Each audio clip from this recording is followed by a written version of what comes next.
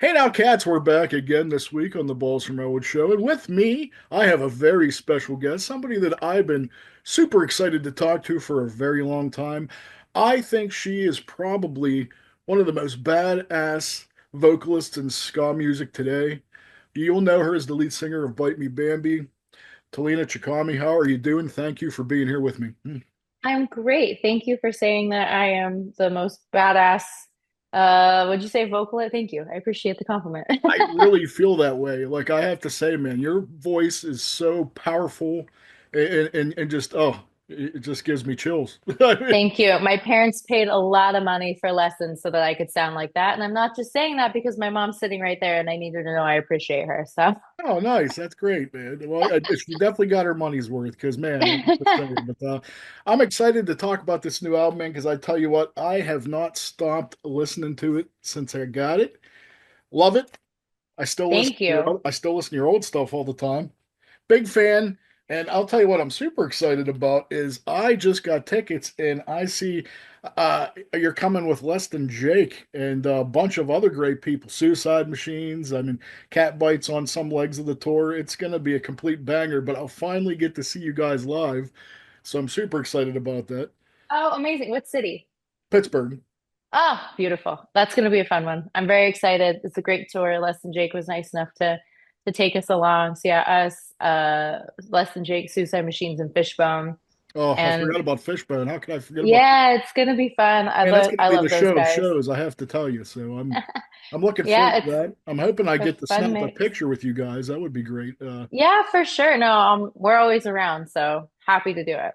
It will I be very hope you. exciting to see each other in person. I'm very excited. I hope you have a super fat guy size of your Ska and Order shirt. I could get one there too. Yeah, we haven't done the Scone order shirts in a minute, so maybe it's time to bring it back for less than Jake. That might be the time.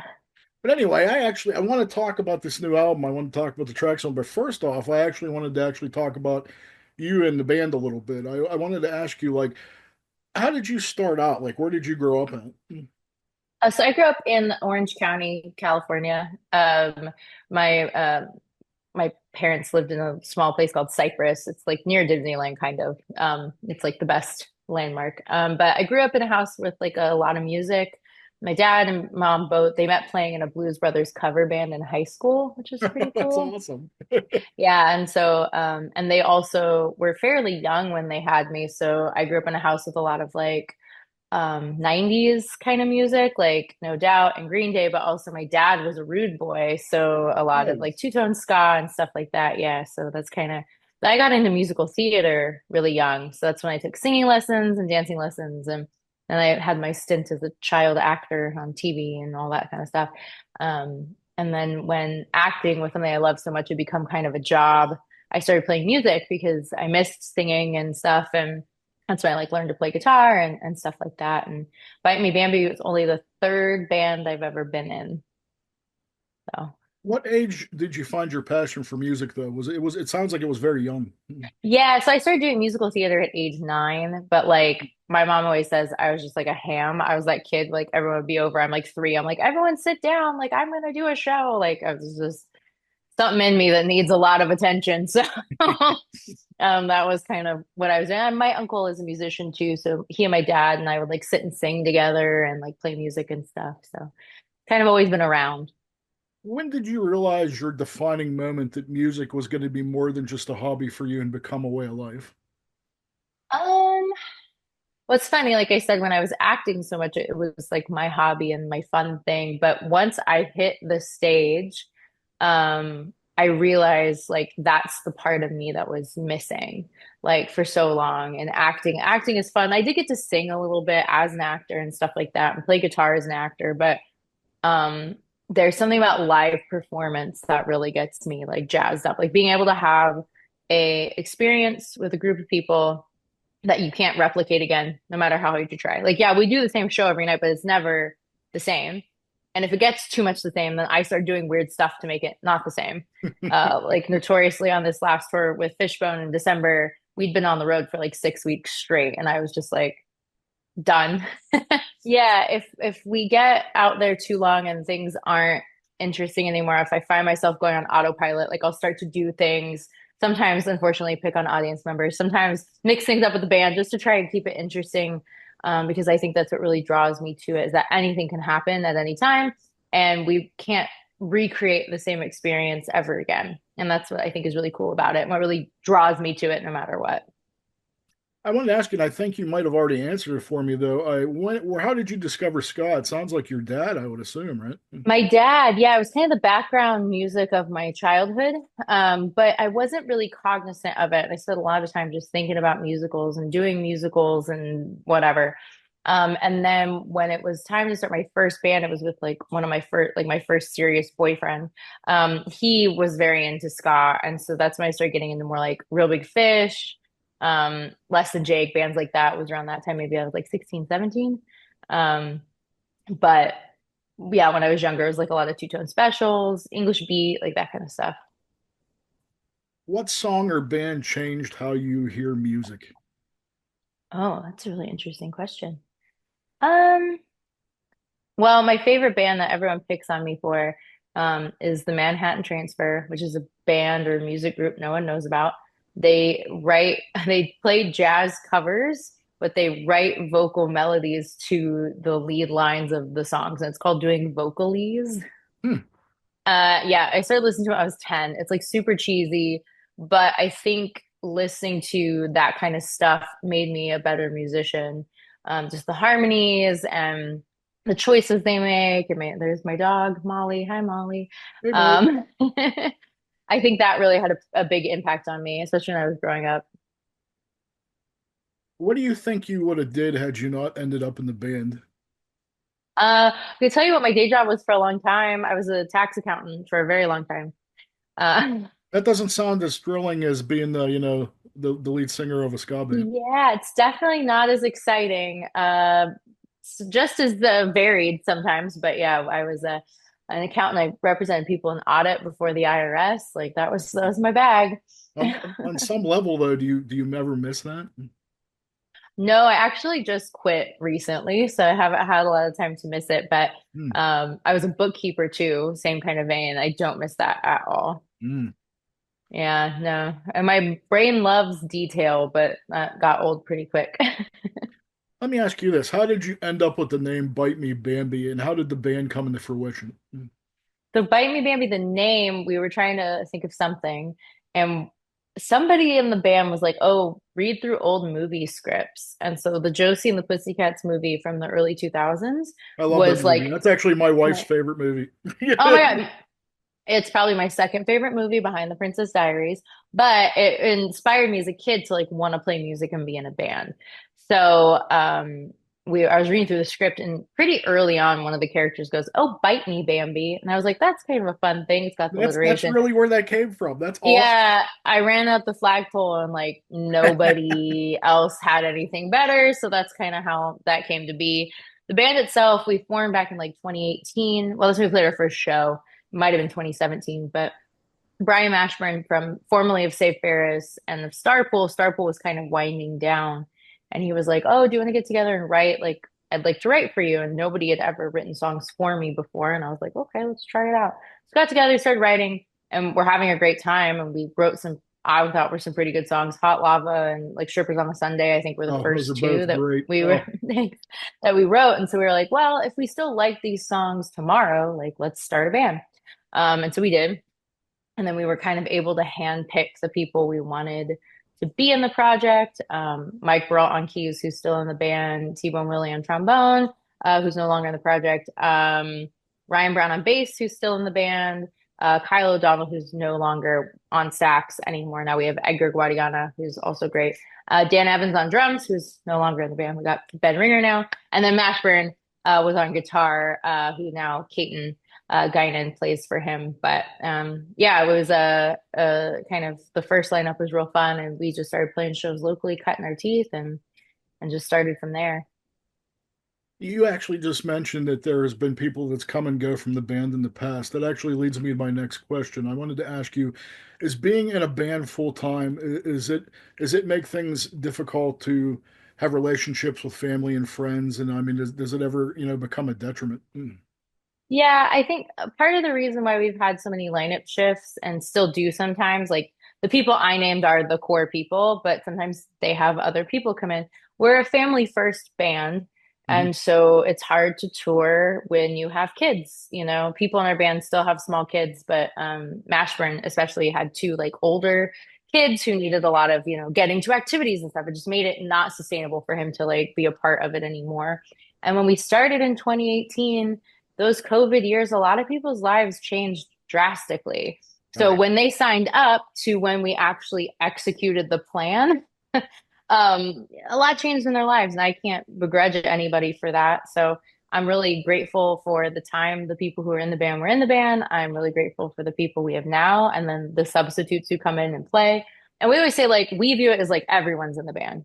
You play like 5 shows a year with us, like you're still a part, like we're a collective of artists who work together and everyone has a great time doing it. So it's just sort of who's available at the time. The Yeah. rules kind of if I can show up, then the show can happen.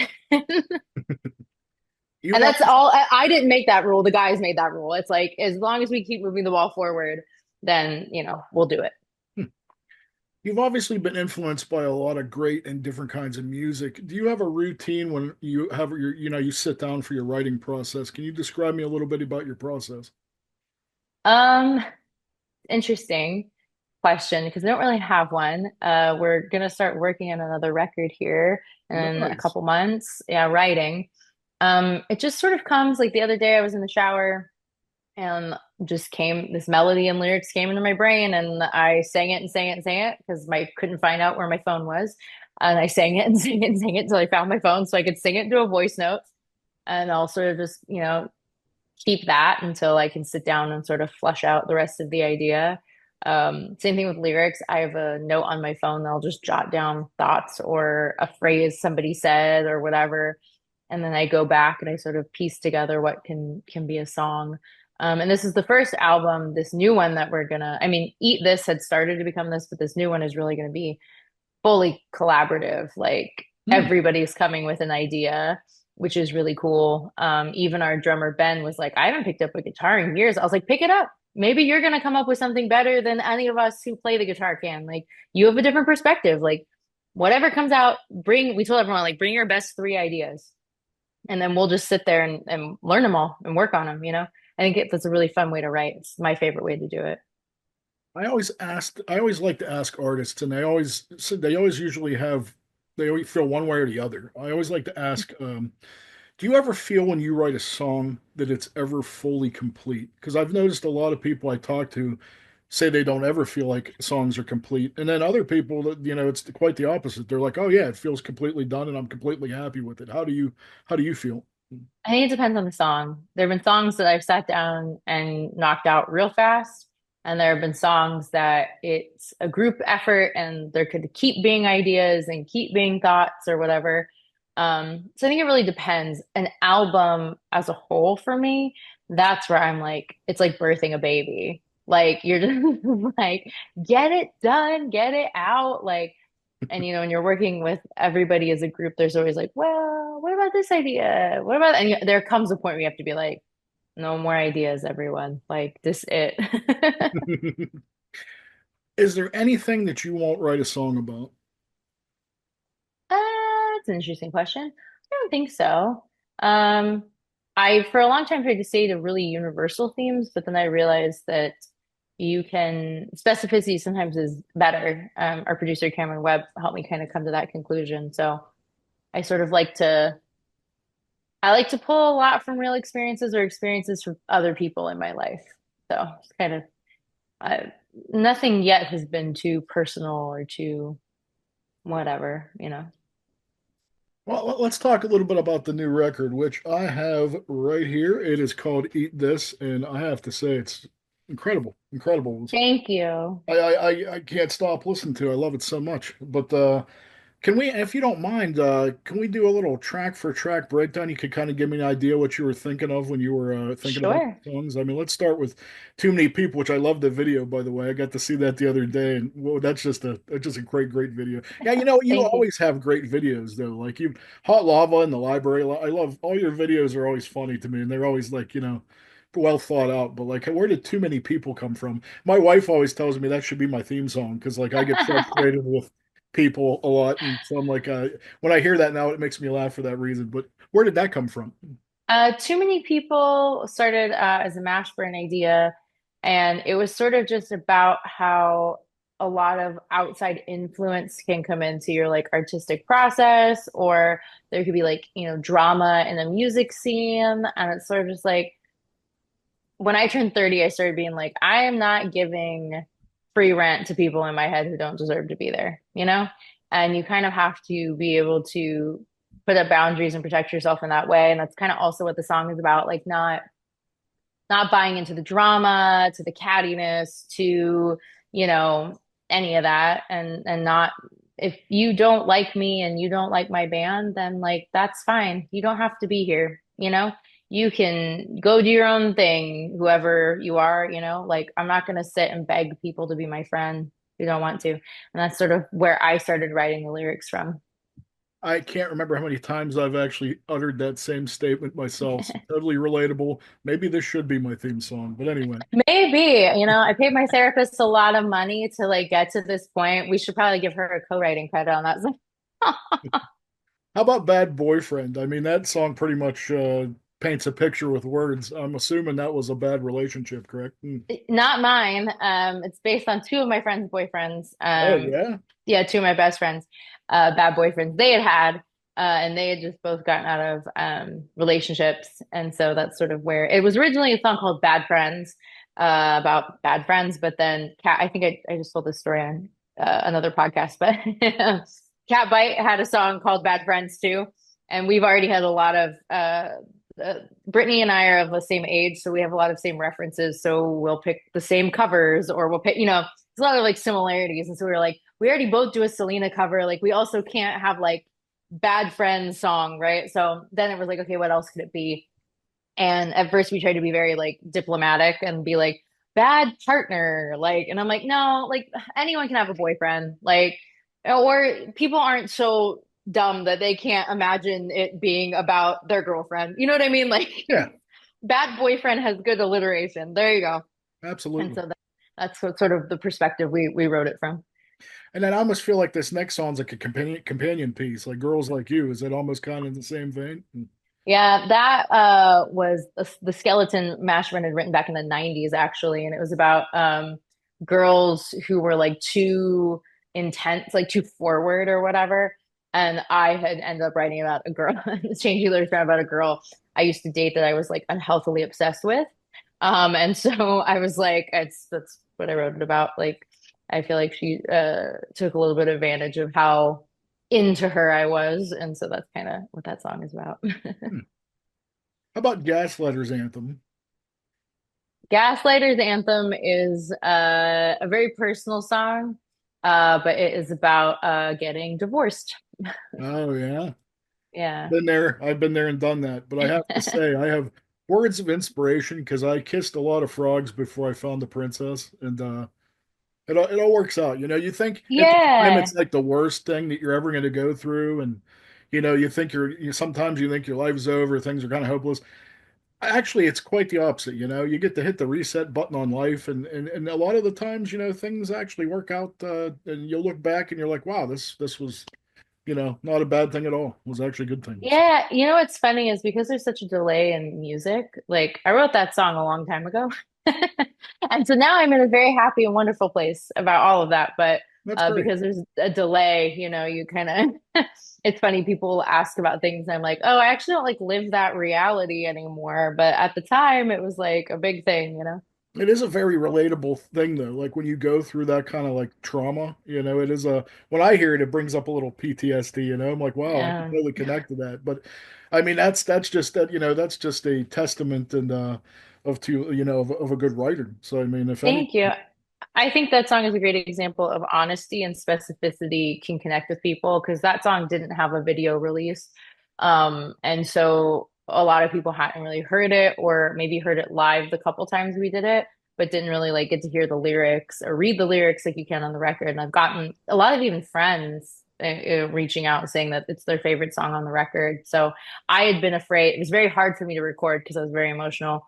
And I was sucking at it, and Cameron was like, "What is wrong with you today?" And I was like, "I don't know." And he's like, "Take a break, go lay on the couch." And I'm like, they're crying, like, "Why can't I record the song?" And I realized it was just emotionally difficult to get through, but um, that something that I was afraid would be so specific and too honest and too difficult, that people would be like, well, I've never been drunk at the gay bar where my friends took my phone, so I couldn't send text to people, like, like so specific.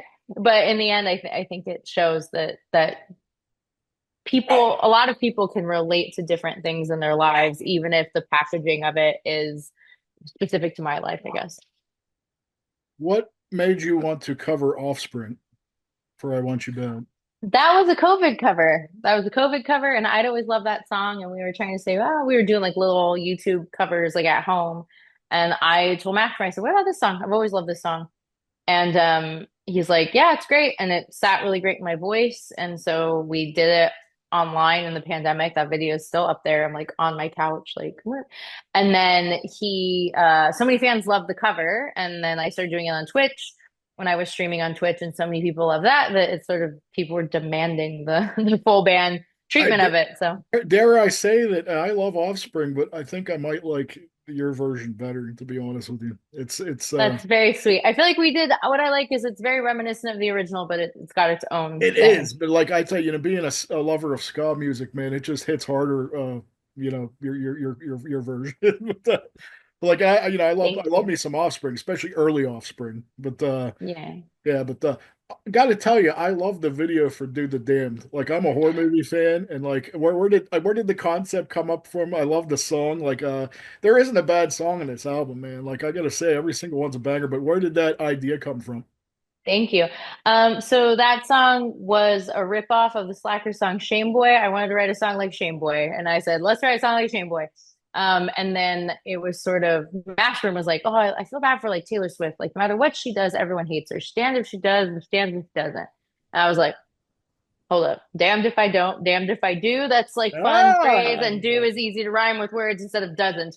And so that's sort of where we wrote it from. And I had sort of that same sort of feeling of like I felt like no matter what I did, people were upset with me or, like there's just a lot of change in my life at that time. And so that's kind of where that comes from. And then the video, I got to give credit where credit's due. I wanted it with dancers and kind of like devilly themed. And I'd originally wanted it so very 50s.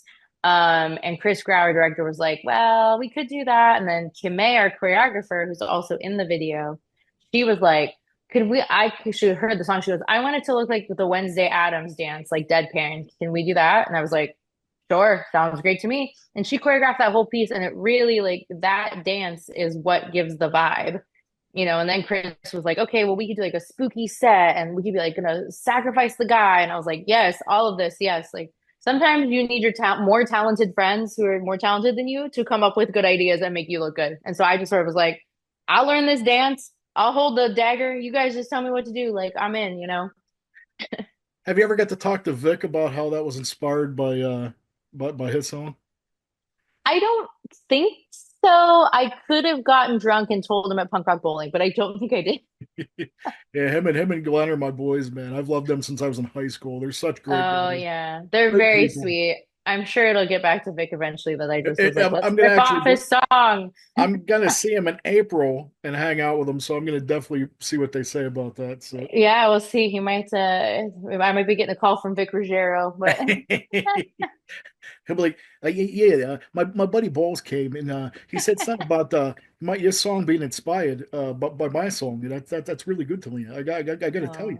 hopefully he'll be happy. No, I love Vic. He's always been very, very sweet to Such me. a he's one of my favorite people in the world. I gotta say, him and Glenn's my horror movie brother. He loves like scary movies, so we always are like swapping things when I see him when we Oh, I love that. Yeah, I love Glenn. Also a favorite. I haven't seen him in a minute. We were all drunk at punk rock bowling together a couple years ago. It's a pretty good time.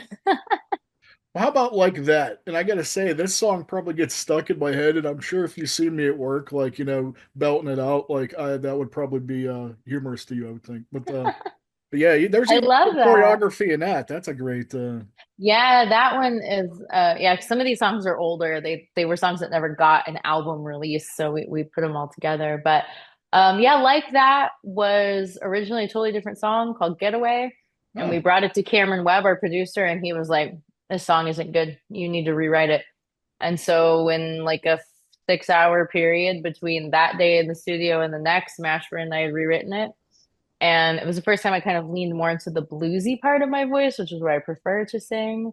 And so that was really fun for me. And I think the song came out really great. Sometimes being under pressure is kind of you'll pull out your best stuff. That's where that one came out. And then that was the first video where I wanted the choreography. I was like, I've always wanted to do a big dance number. And so called Kimay. She's been to every single one of our videos of dancing and she's choreographed every single one of them. Kimay Evans, she's an incredible dancer and choreographer. I was like, can you make my dreams come true? And she was like, I can. Yeah, well, it all worked out. And then, how about the Yeah. last song in the album, Girls of Summer? Where did that come from? I wrote that chorus a really long time ago and I just sat on it because I got stuck. I couldn't figure out what else it was supposed to sound like. And so I sent it to Mashburn or we'd sat down with it and he sort of came up with the verse idea and stuff. And then he's like, I'm gonna make a demo. I said, okay, because I don't know how to demo shit. Like I do it and do a voice note, but like some people know a lot more and can put drums and all this shit. So he came up with all these samples that he put in there and he was like, oh, this is just kind of funny. And I was like, no, like I love the samples in it. Like, how do we get permission to use those samples? Some of them we had to change out because they were like I just too picked up much. the other day that the one was "Damn, I Wish I Was Your Lover." That damn that no, I mean it's not, but I mean it sounds a lot like it. I mean, Funny is like we're so small potatoes and like no one's gonna hear this song or notice, but the AI machines can sometimes catch it. So they tried to have Mike and I, because we were the only two people left at the session, dub some of them. So like I think the one where it goes, he's a gentle one was originally a Snow White and the Seven Doors clip, but they had me re-record it and they tried to get Mike and I to go, damn, but I'm like, it sounds stupid. So I was like, just leave it so short. Like I don't even I think it's still like technically in fair use. It's so short. But yeah, Cameron probably has some hilarious outtakes somewhere of like Mike and I trying to do like, I want to dance with you, like all of this, all of them again. But I'm really proud of that song, and I know it's not as traditional of what people expect of us. Um, and now we're going in like a much punkier direction, which also I love. But at the time, I was like, I want to rap. I suck at rapping, but I would like to rap in this song. Like it just became me like making a wish list of things I wanted. I wanted robbery and prom dresses. I wanted, like it just became like, I got a couple more before we wind it up here, but I wanted to ask you a couple things that are kind of. I'm hoping that I know you probably answer the same old stuff all the time, so I wanted to kind of try to mix it up a little. What's the craziest thing thus far a fan has asked of you? oh, what I hate is sometimes people ask if they can pick me up in pictures. Pick I you. think it's pick me up. I think it's super weird What is and the very invasive. purpose of that? Now, my like real fans never ask to pick me up. It's always drunk guys who just happen to stumble into my show or their friend brought them. They always ask to pick me up in pictures, and I always go, no. I go, thank you for asking, but no. And sometimes people will just pick me up. I also very much hate that. I don't understand that. That's just weird. I don't either. It's super weird and super invasive. I'm Yeah, like, I've never do been not like, pick me up. yeah, I've never been like, wow, I really admire this person. I need to pick them up and put them on my shoulders. I don't understand, but No, they want to like pick me up, like cradle me or like on the side. it's even weirder. Like, Yeah. yeah. Like they want to put their arm around me and like pick me up. I'm like, no, don't pick me up. Let me ask you this. Does your mind ever wander when you're performing, and how do you stay focused and persevere through that? Um, it's very rare, and that's when I realized that I'm on autopilot and I need to change it up and do something weird. Hmm. Yeah, because I have really bad balance. So most of the time I'm just trying not to like eat shit and fall over. Is there a song that you and the band ever get tired of playing? I can't speak for the band. Personally, I don't like playing video games. And I play strippers on a Sunday every time, and it is fun to perform. Mhm. But I have also sang strippers on a Sunday a lot of times. If you could collaborate with one musician that you haven't worked with yet, who would it be and why? Frank Turner. I love his music, and I'd love to do something in his style. Have you ever had a supernatural experience? Ooh, that's a good one. Yeah, in the house, like this house I'm sitting in that I grew up in, there used to be knocking on the walls and the TV would turn on and off by itself. Huh. I just actually interviewed Antonella Rose from Terrifier 3, and she Hmm. pretty much said the same thing that she had a TV that would just turn on its own while she was there. Yeah, spooky. I don't like it. Hmm. Well, let's change the subject to something more happy. What's a surefire way to make you laugh? Oh, a surefire way to make me laugh. Probably some sort of like Saturday Night Live reference. I'm a big SNL fan. Did you like the 50th anniversary show? I haven't watched it yet. I haven't had time, but actually maybe I'll do that tonight. Ah, Or yeah, I've been wanting to like I want to give it its due. I want to sit down and like watch it, not have 100 things going on at once. I got two more for you. What do you enjoy doing in your free time that may surprise your fans? Crochet. I like to crochet. I'm not very good at it, but I like making little dudes. And I do it on the road sometimes. And it's like a good way to unwind your brain, but not look at your cell phone. If they were going to make a biopic about the band, who would you want to play you in a movie? Ooh, oh gosh, I don't know. Everyone says I look like Miranda Cosgrove, so I guess her. Hmm, I could sort of see it, I guess. All righty. That's what they say. I got one more. What is the best gift that anyone's ever given you? Like a fan or just in Anybody general? in general. Gosh, I don't know. That's a tough one. You think I'd have something right away, huh? Um, hmm. I don't know. My mom often will like give me books and write in them, which I always love that. Like every time I open That's them, nice. it's sort of like a capture, like a snapshot of the moment of that. Like I have a Bible for my first communion, and my mom wrote in that. And No, often, like when I miss her or whatever, like I can that's go great. and What's the look at that. worst gift anybody's ever given you? Worst gift anybody's I ever bet you given that comes me? right to mind. No, I don't know. I mean, my fan, like our fans are so thoughtful, like, and really sweet. And nobody's ever given me anything like super weird. Hmm. Um, yeah, I don't know. I can't think of anything. I mean, to me, it's like as long as it's thoughtful, like and people are always so thoughtful. I mean, for Christmas, one of my best friends drew like a portrait of my dog, and it must have taken her hours. It was so thoughtful. Like, what a Oh, beautiful that's gift, awesome. I can't think of anything bad I'm trying to think like I'm sure someone has given us a weird thing. Hmm. This wasn't weird, but it looked weird to everyone else. So one of our fans came to a show around Christmas and he had made almond brittle and it was just in like Ziploc bags. And he was like, "Hey, I got this for you." Like I was like running in between our van and the venue. I was like, "Thanks, man." And then my friend goes, "Do you know that guy?" And I was like, she's like, "Don't eat that. You don't know him." I was like, "No, I know him. It's okay." So like to everyone else outside the venue, they were like, "That was weird. He's just like handing out little baggies and stuff to the band. Like that seems nuts." I was like, "No, we know him. It's fine. Like we love him." And it was delicious almond brittle. Like it's Oh. great. Yeah. Well, there you have it.